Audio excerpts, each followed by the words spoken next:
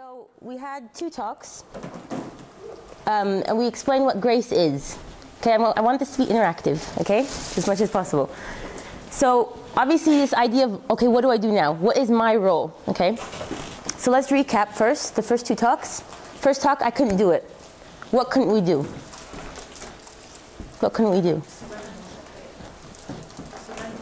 Surrender. Okay, what are we surrendering? We couldn't do it on our own. Do what? Do what on our own? Life, just live life. Okay. Salvation. Salvation, okay. What else? Be righteous, good. Justified, good.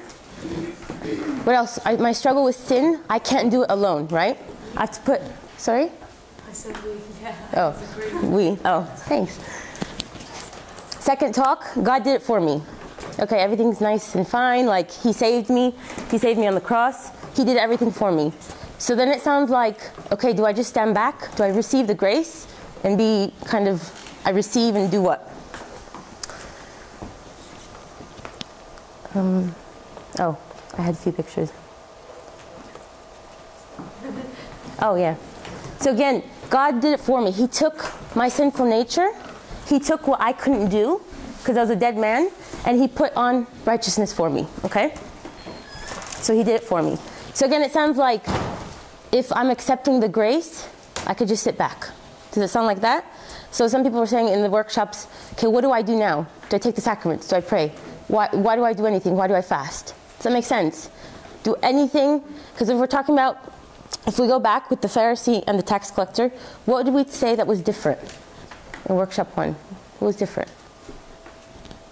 What was different? What did we highlight?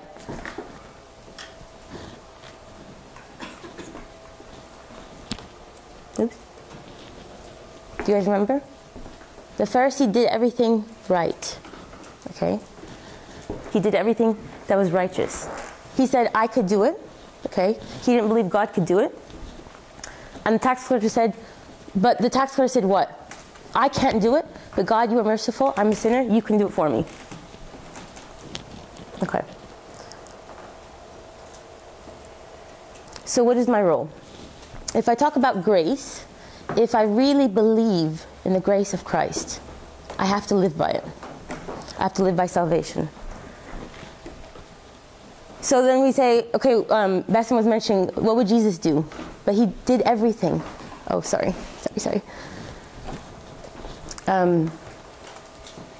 If He did everything, like I think Marina was asking this, then what's my role? Like, it sounds like, okay, God, you saved my salvation, you took my salvation from me, you sanctify my mind, you take my life, then I could just sit back, everything's easy, I walk in Him. Oops. Okay, so we said grace is an undeserved gift. Ultimately, it's God's love. And Abuna Bashwai, Abuna Tomas yesterday was saying it's unconditional love. What does that mean for us? How can I apply that to my life? What is my role in that? Oop, you didn't see that.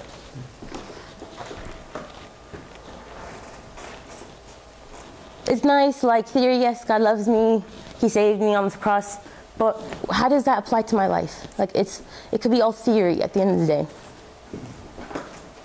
How can we apply it? Don't expect anything in return when you express your love in action. Okay, good. So that's unconditional. Okay. So if something bad happens in my life, I either blame God or blame someone else. What's my reaction? I say, okay, God, I love you. We're going to walk through this. My role is to love in return. This is my work. Okay. When we think about love, it's not work. Do we think about, like, when God says, love me, is it work for us? Think about it. So I want to clarify again, like we're made in His image. We're saved by the grace. By grace you've been saved. It is the gift of God, not of works, lest anyone should boast. For we are His workmanship, created in Christ Jesus for good deeds. Okay?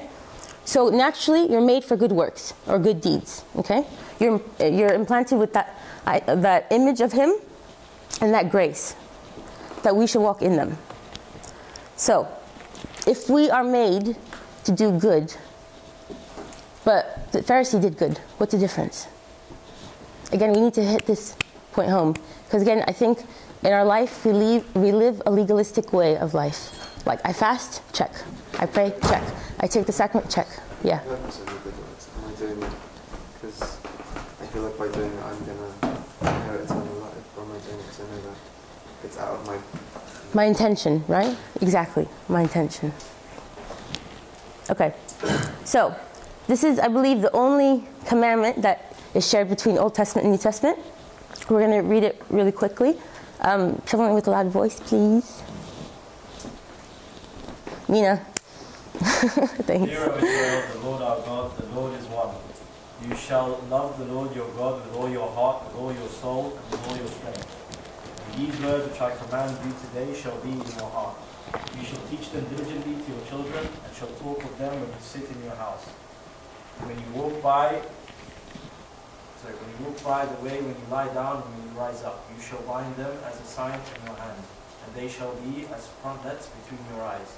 You shall write them on the doorposts of your house and on the gates. And can you read the second passage? And this is in the Matthew, Mark, and Luke. Oh. Jesus said to them, you shall love the Lord your God with all your heart, with all your soul, and with all your mind. This is the first and great commandment.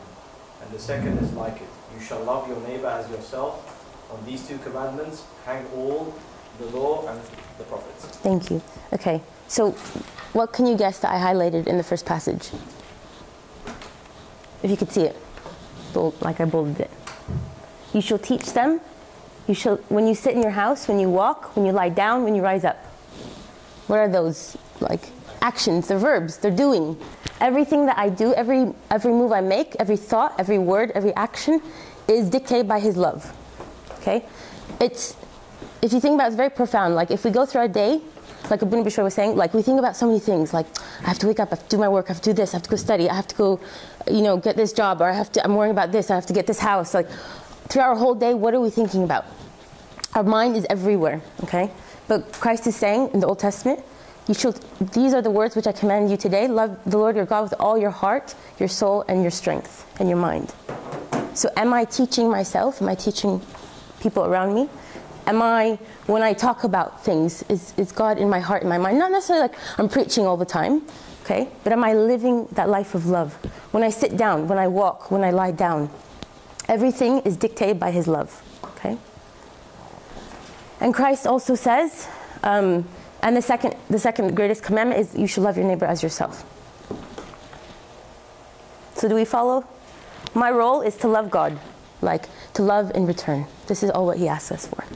And as a result, obviously that love is alive. It's not like stagnant, it's not dead. Like He is love, He is alive. So as a result, I will feed the poor, I will go do services, I will, if someone's not coming to church, I'll phone them, I'll do anything for them. We're living by the love of God. Okay, so I know you heard this a million times, okay? But we were talking about this the other day, and I felt like there's something we have to read it differently. Vivian, the whole section? The chapter on love. This is how St. Paul views what love is. Though I speak with the tongues of men and of angels, but have not love, I have become sounding brass or a clanging cymbal. And though I have the gift of prophecy and understand all mysteries and all knowledge, and though I have all faith, so that I could remove mountains, but have not love, I am nothing. And though I bestow all my goods to feed the poor, and though I give my body to be burned, but have not love, it profits me nothing. Love suffers long and is kind. Love does not envy. Love does not parade itself, is not puffed up, does not behave rudely, does not seek its own, is not provoked, thinks no evil, does not rejoice in iniquity, but rejoices in truth. Bears all things, believes all things, hopes all things, endures all things. Love never fails. Thank you. So again, from this passage, there's good things that are happening. What are the good things that St. Paul is mentioning? They're good works that are happening, that we're called to do good works. Like you said, I'm created to do good works. Then what?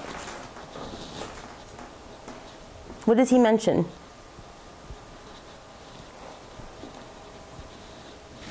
Sleeping. And though I bestow all my goods to feed the poor, though I move mountains, though I give my body to be burned, it means nothing. Okay? A Pharisee fasted twice a week, did all these things, I give tithes, it means nothing. Okay? Sounds a bit harsh, but again, our foundation of our works and our life have to be on love. And as a result, like I said, love is alive, it's living. Everything I do is based on this love. When I'm sitting down, when I'm lying down, when I'm doing everything, love never fails. So, again, my source has to be love. Naturally, when I do, then naturally I do, okay? Feeding the poor, if I have knowledge, all these things are good, but again, it's His righteousness, it's His love that I'm putting on myself. I'm filling myself. And in that grace that we experience, we share that grace, that love towards others. God has given us the measure that is in Himself. Best mentioned yesterday, be perfect as my Father in heaven is perfect. That is the benchmark, like perfection, okay? So again, like I said earlier, if God did everything for us and I can't do it, I seem like a hopeless case, okay? Like, I'm useless, I'm weak, khalas. But again, what are we working towards? Like, if I say, I have to work to love the Lord, what does that mean for us? It sounds really odd. It's a duty, okay. But how do we act it out every day? How do we love God with all our heart, all our soul, our mind? Can we boldly say that? If we can, yes. But in our daily life, in everything I do, when I'm sitting down, when I'm lying down, when I'm talking, when I'm teaching, is that dictated by His love? Okay. Again, if it's not, I need to work for it. Okay. But in His love, I need to pray for it. I need to ask to be filled with His love. I think on a more practical note, and to give us hope, it's implanted in us, okay? Like I said from Ephesians, the first verse I showed you, by grace we have been saved, but also we were created in good works. You have the seed of love in you already. You've been planted in love, in grace. But again, we need to cultivate it. Like, God can sow the seeds, but we just could, we could by our kind of hatred, by our actions or negativity or our lack of love, our lack of experiencing grace, we could suppress the growth of God in us. Does that make sense? So God is there, He's planting in us love. He's created us in love, but it's up to us to kind of water the plant, water the seeds. I think this will make more sense. I was thinking, when God says love your neighbor as yourself and love God, is it hard work? Do I love my sister the way I love a stranger on the street? Do I love my partner the same way I love a homeless person? Are we called to love them the same? What do you guys think? No, there's different types of love, right? I don't know. No, okay. Okay. Like some, okay. like, people to love them, but not. I don't know if this is right, but I feel like we're called to love everyone and like value every person the same, like the person as a being, like as a creation of God, like we should love them and treat them all with like the same respect and honor they deserve. But at the same time, like obviously we're called to honestly, like when you are married, like you become one, so that's a very different kind of love than a love between like friends or between a stranger. So it's not necessarily like they do vary, but like, still like as people we should respect and love all people equally. Okay. I don't know if that Yeah. So you're saying we respect and we love all equally, but we love people in different ways. Obviously, like if I love my sister or my mother, different than I love someone on the street, I have no idea, or even a terrorist, you know, at that extreme. What else? What else do you guys think? Has this ever crossed your mind? Yeah.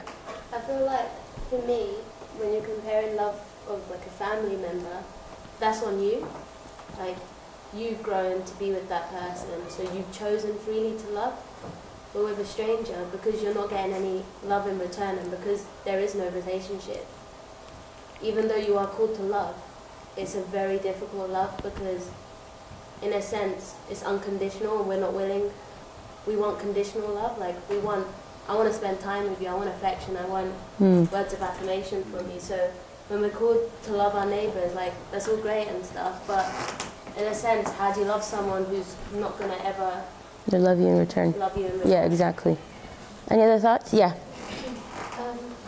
Just like something else, like, you know, if you see like a homeless person, and you feel like sorry, or you feel like you're more privileged than them, isn't that kind of like a part of love? If you feel more privileged than them? Like if you feel like, yeah, sorry for them. If you have compassion on them? Yeah. Maybe not, yeah.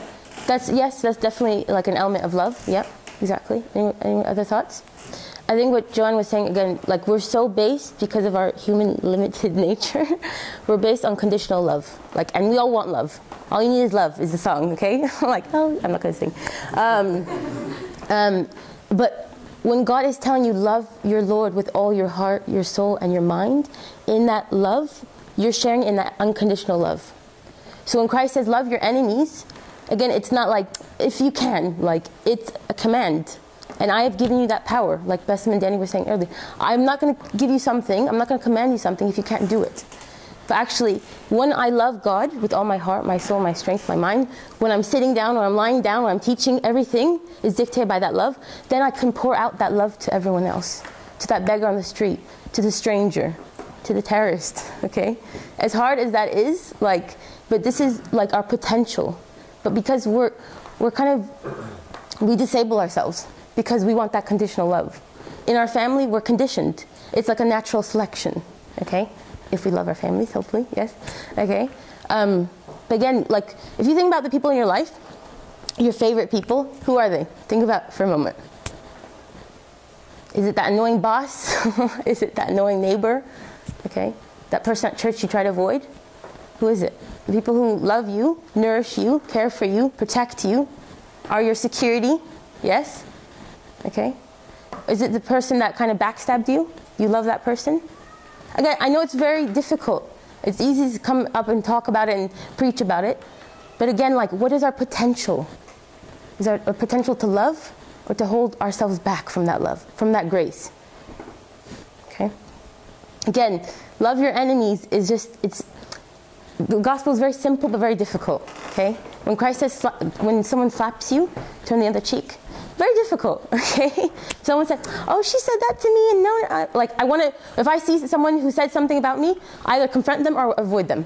Like, again, like, we have all that anger built up. What are we doing with that? Okay? God says love. No matter what, love. Love your Lord with all your heart, your soul, and your strength and mind. And again, I experience true grace when I experience that unconditional love. And when I experience that unconditional love, I give that unconditional love. It's natural to me, okay? I don't hold back.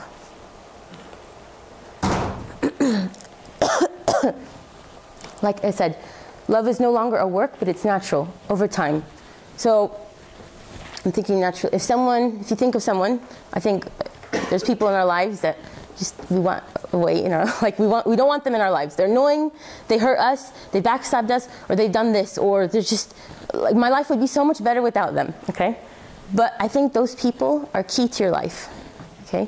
They're key for you to experience how to love the enemy, okay? Or to love even greater, and to pour out that love, okay? And again, over time, if Michael did something to me, I'm like, oh, every time I see him, I remember what he did to me. I'm like, I'm trying to avoid him, like, ugh. But but again, like, if I'm in line with the love of God, and I know what God has done for me, that grace is poured out in my life, I will share that grace. I said, God, you've given me that grace, you've forgiven me that debt, but I'm going to share that with Michael, even though he's done this and this and this. It doesn't matter, because I've done much, much worse. Does that make sense? Again, I think we need to push ourselves. Yeah, did you have? Oh, okay. And over time, again, it's not going to be work. It's not laborious. It's not like, oh, it pains me. Again, it's a lifelong process. Yesterday's mentioned, okay, like, if God did it for me and I can't do it, it sounds like, bam, everything's done for me. Well, no, actually we struggle because, again, with the concept of love, it is work. We're not born to have the fullness of God in our minds, are we? Do we love God like to that extent? Obviously, it's a lifelong process, and it never ends in this life and the life to come.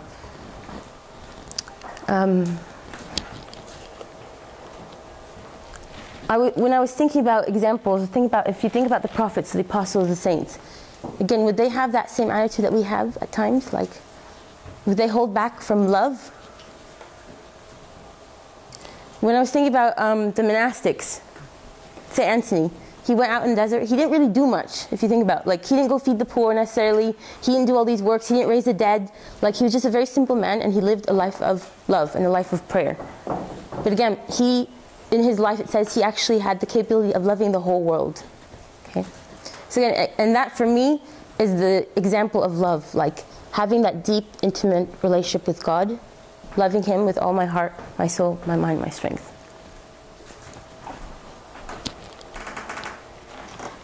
And we said earlier, again, like we're programmed sometimes to have that natural love, like the motherly love that's ingrained in us. Because we're raised with mama, baba, everyone. They love us, they feed us, they take care of us. Again, like we need to reach that next step. So on a practical note, how do I love God more? Very simple, first grade, first year, Sunday school answer. How do I love Him? Is it work? Sometimes it is. Everything I do, prayer, fasting, has to be dictated by this love. Or lest I fall into the same way as the Pharisee. Lord, I fast twice a week. I do everything. Like, I love my enemies. Whatever that means. Without love. How do I experience the love of God in my life? How do I show Him I love Him with all my heart, my soul, my strength? Give me practical examples. What do you guys think? Push yourself to spend time with Him. Okay. Any other thoughts? I know we hear this all the time. But again, like, how is it practical? How is it lived out in my daily life?